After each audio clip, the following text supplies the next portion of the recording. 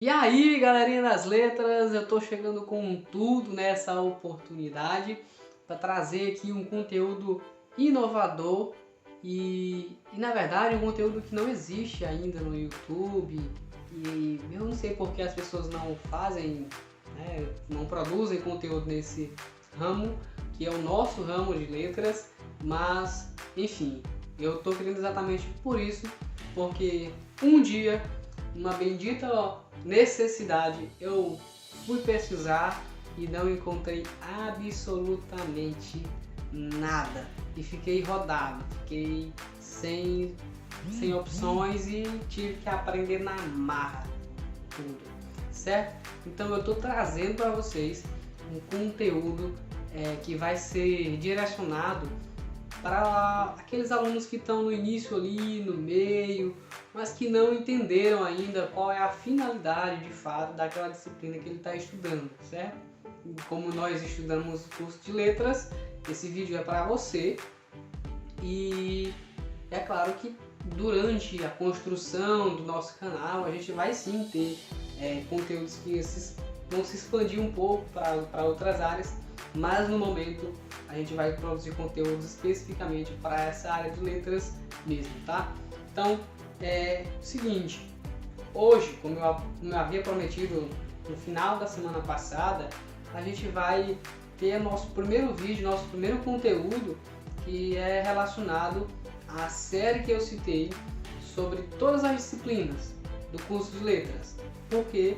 Porque eu acabei de falar para vocês no início que eu procurei um dia, né? Precisei saber de algumas disciplinas e procurava na internet, buscava de um jeito, buscava de outro, vinha no YouTube, ia no Google e não encontrava conteúdo que pudesse sanar a minha dúvida, que pudesse me ajudar e na verdade eu acabei ficando na mão. Então por isso eu resolvi fazer esse vídeo, fazer essa série e começar a criar conteúdos nesse ramo da nossa área para também desenvolver algum tipo de trabalho, nem que seja inicial nesse ramo, para que a gente possa desenrolar, a gente possa também explorar esse mundo do marketing digital, enfim, né? Ter conteúdo, ter mais abrangência, ganhar espaço, porque não é justo que o nosso curso, que existe há tanto tempo, tão tradicional, tão necessário, tão útil à sociedade, não ter vastos trabalhos ainda desenvolvidos no YouTube, não ter professores voltando os olhos para essa área, né, para esse lado também, porque é importante, é necessário e atualmente, né, no mundo em que a gente vive hoje, o YouTube não é mais apenas para passar o tempo, para perder tempo, né? Na verdade a gente estuda no YouTube para ganhar tempo, para aprender, e o YouTube se tornou uma das ferramentas mais usadas no mundo para a educação. Então a gente não pode de maneira nenhuma abrir mão dessa ferramenta tão forte e rica de possibilidades. Então é por isso, espero que vocês gostem do conteúdo, que a gente possa desenvolver algum trabalho aqui muito interessante.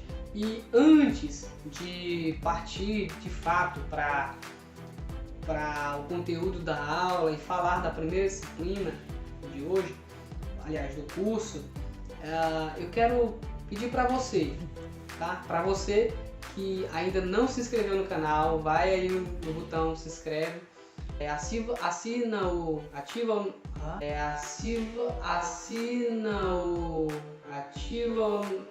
ah, meu Deus do céu, vai falar não, ah, meu Deus. Para você que não é inscrito no canal, aperta o botão inscreva-se, se inscreve no canal, ativa o sininho das notificações, coloca aí para receber todas e não deixa de dar um like, porque o like ajuda demais mesmo o nosso canal a crescer, a evoluir, indica ao YouTube que as pessoas gostam do conteúdo e que ele precisa indicar para outras pessoas, certo? Dito isso, agora a gente vai partir de fato, né, para o que interessa, para o objetivo final desse vídeo, que é falar da disciplina. E eu separei a disciplina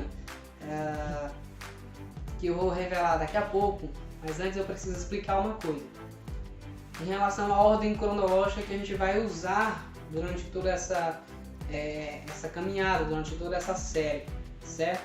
O que acontece? A ordem que eu vou utilizar é a ordem que eu assisti, certo? É a ordem que foi dada a mim, que foi dada à nossa turma, então é a ordem também que consta no meu histórico curricular, certo? Então assim, não sei se no seu curso de letras aí, na sua região, vai seguir a mesma lógica, mas eu vou seguir essa, vou seguir a lógica do meu curso, de como eu fiz. Eu não sei nem se o mesmo curso, o mesmo lugar que eu fiz vai seguir essa mesma ordem, essa mesma lógica, mas enfim, isso não interessa, o que interessa é que a gente vai estar trazendo o conteúdo sobre a disciplina, certo? E a primeira disciplina que foi selecionada hoje para a gente estar estudando não, para a gente estar entendendo e esclarecendo de maneira objetiva e sem muita enrolação, sem muitos termos técnicos, sem muito essa coisa que complica às vezes a vida do acadêmico, certo? A primeira disciplina é a morfossintaxe da língua latina. Talvez não seja aí a disciplina mais amigável, né, de quem estuda letras, porque não é lá uma disciplina muito fluidora, né, que traz a fruição, a reflexão, o pensamento crítico. E a galera, quando começa a estudar, tá querendo esse tipo de conteúdo, eles querem criticar, eles querem dar opinião, eles querem formar opinião, enfim. Mas essa sim é uma disciplina chata, né? Meio chata, porque tem muito termo técnico, tem essa questão de ser estrutural, de ser normativa, enfim, por quê? Porque a gente está falando de língua e a gente está estudando a língua latina nessa disciplina a partir do ponto de vista gramatical, certo? Então, nós vamos estudar a morfossintaxe da língua latina. E para entender essa disciplina, a gente primeiro precisa entender o que é morfossintaxe, o que isso significa, o que isso quer dizer. E na verdade, isso é bem simples de entender. Isso quer dizer que a gente está fazendo um estudo conjunto entre morfologia e sintaxe, estudando tanto a formação das palavras, a estrutura das palavras, a posição delas, o que elas são e também o que elas têm como função dentro da palavra, aliás, dentro da frase, dentro do texto, de um enunciado, de um período, enfim. Dentro dos estudos gramaticais, na nossa língua portuguesa, por exemplo, a gente tem o quê? A gente tem a gramática organizada seguindo pela a lógica das 10 classes gramaticais que possuem as palavras em cada uma delas, certo? Nós temos substantivo, artigo, preposição, adjetivo, advérbio. Cada uma dessas classes e cada uma das 10 classes possuem palavras que se caracterizam. E as palavras que fazem parte de cada classe, todas elas têm a mesma característica. Por isso que elas estão juntas numa classe só, certo? E a partir disso, um outro detalhe, né, o outro lado da moeda dos estudos gramaticais da língua portuguesa é em relação à sintaxe. E na sintaxe, para você que ainda está meio boiando aí, é aquela parte que a gente estuda o sujeito, o verbo, o predicado. No predicado a gente vai ter o objeto direto, o objeto indireto, objeto direto e indireto, o adjunto adnominal, o adjunto adverbial, enfim, esses elementos aqui que representam funções, certo? Enquanto nas classes gramaticais a gente organiza elas por morfologia, por formação, por estrutura, nas funções a gente separa elas por funções, né? Na sintaxe a gente separa elas por funções, né? A função do sujeito, a função de verbo, a função de objeto direto, objeto indireto, a função de adjunto, adnominal, adverbial, enfim, funções. Então, o ponto de partida inicial para entender a morfossintaxe da língua latina é entender a morfossintaxe da língua portuguesa. Se você não entende, se você boia, se você não faz ideia do que seja morfossintaxe no português, que é a sua língua, dificilmente você vai se dar bem com essa disciplina, porque você precisa desse conhecimento para entender a morfossintaxe da língua latina. Por quê? Porque a língua latina ela tem uma outra configuração. E essa outra configuração é como se ela já exigisse que você já saiba de morfossintaxe da língua portuguesa, para entender ela. Por quê? Porque ela trabalha muito também com funções, certo? E depois ela trabalha com estrutura. Beleza, toda língua tem isso, toda língua trabalha assim, é claro, mas cada uma tem a sua. E a latina, especificamente, ela se torna difícil por exigir um conhecimento já definido na tua cabeça do que é sujeito, do que é objeto direto, do que é objeto indireto, do que é adjunto adnominal, adjunto adverbial. Porque enquanto aqui no português a gente entende a estrutura da língua por classes gramaticais e funções, né? Nós temos as 10 classes gramaticais e temos a sintaxe, né? É morfologia e sintaxe. Lá no latim clássico, o que a gente tem? A gente tem casos, e desses casos a gente tem declinações, certo? É um esquema muito parecido com o de conjugação, mas ainda não é a conjugação, e ainda a gente não pode confundir essas duas coisas, certo? Então o que acontece? No latim a gente tem 6 casos. No lugar de classes de palavras, a gente tem 6 casos. Quais são esses 6 casos? Os 6 casos são nominativo, genitivo, dativo, vocativo, acusativo e ablativo. Cada um desses 6 casos, eles possuem uma função. Aliás, eles se caracterizam por funções. Ou seja, as palavras do léxico latino, elas vão se encaixar dentro de uma dessas 6, de um desses 6 casos, certo? Não são classes gramaticais. No latim são casos. Então toda palavra se encaixa dentro de um desses 6 casos. Beleza? Ou ele é nominativo, ou ele é genitivo, dativo, ablativo, acusativo, vocativo. Um desses ele é, certo?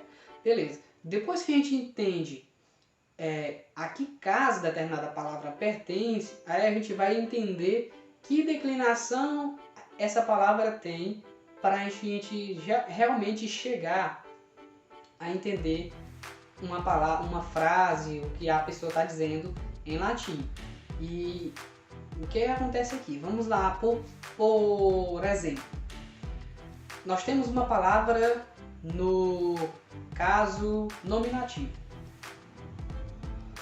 O caso nominativo. E o caso nominativo, eu já sei que ele representa todas as palavras que indicam que tem a função de sujeito e de predicativo de sujeito, elas vão estar dentro desse caso nominativo, certo? Então, ponto. Sujeito, predicativo do sujeito, a gente já sabe que é nominativo. Agora resta saber se essa palavra ela está conjugada, né, entre aspas aqui, se ela está conjugada na primeira declinação, na segunda, na terceira, na quarta ou na quinta declinação. Então, a língua latina ela se organiza em 6 casos e 5 declinações, certo? E essas declinações elas não têm nome, né? Não tem um nome bonitinho. A gente só chama assim de primeira, segunda, terceira e quarta e quinta declinação. Beleza? Nosso intuito não é ensinar as declinações, não é ensinar os casos, é apenas esclarecer a disciplina em si, esclarecer e dar essa visão geral para que vocês entendam do que se trata a disciplina. E basicamente é disso, entre casos e declinações. É claro que a gente vai entender e aprender também vários outros tipos de conteúdo, como pronúncia, a gente vai aprender vocabulário, certo?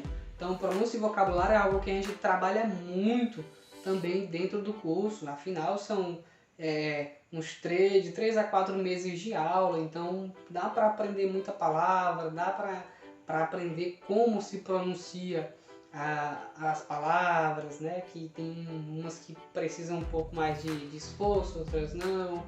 Enfim, é complicado? É complicado, mas é basicamente isso. Um outro detalhe também que é preponderante dos estudos da morfossintaxe da língua latina é a dicotomia, né?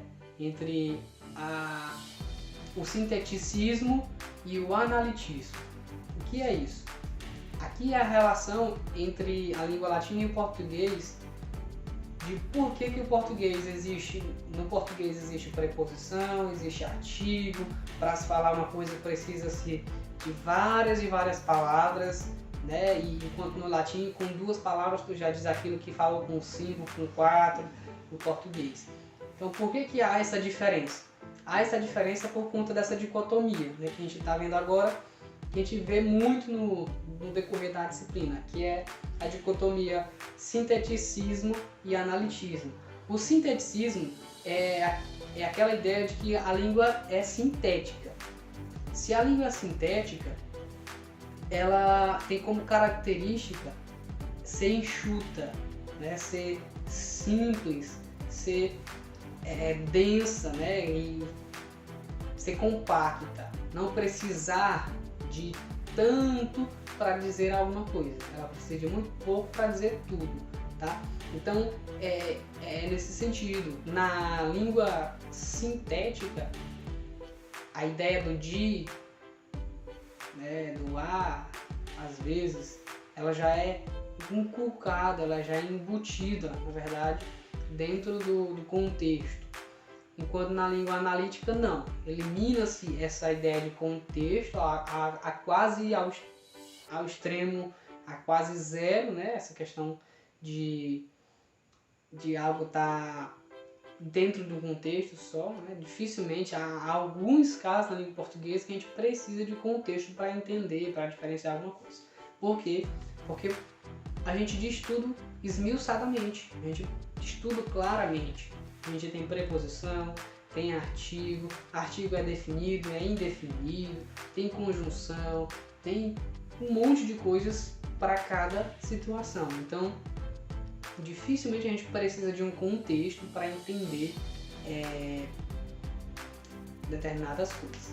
Certo? Outro detalhe, né, antes eu já ia esquecendo isso, é em relação a sua participação aqui no canal, certo? Então, se você tem alguma sugestão, se você tem alguma ideia, se você tem alguma dúvida ou alguma dificuldade no decorrer do seu curso, faz o seguinte, deixa um comentário aí embaixo, fale da sua dificuldade, dê a sua opinião, não precisa dizer que gostou do vídeo, não precisa dizer que foi demais, não, essas coisas não, eu só quero que você deixe a sua contribuição nesse sentido. Se tiver dificuldade, se tiver vontade de ver um outro vídeo, se quiser que eu dê aula, né, de fato, dessas disciplinas, a gente pode também pensar nessa possibilidade, beleza? Então é isso, fechou, é nóis, tamo junto, espero vocês no próximo vídeo, no próximo final de semana, podem ficar aguardando que vai ter vídeo novo e a gente vai preparar outro conteúdo como esse aqui, descontraído, leve, para que você possa assistir ele e nem notar que assistiu, certo?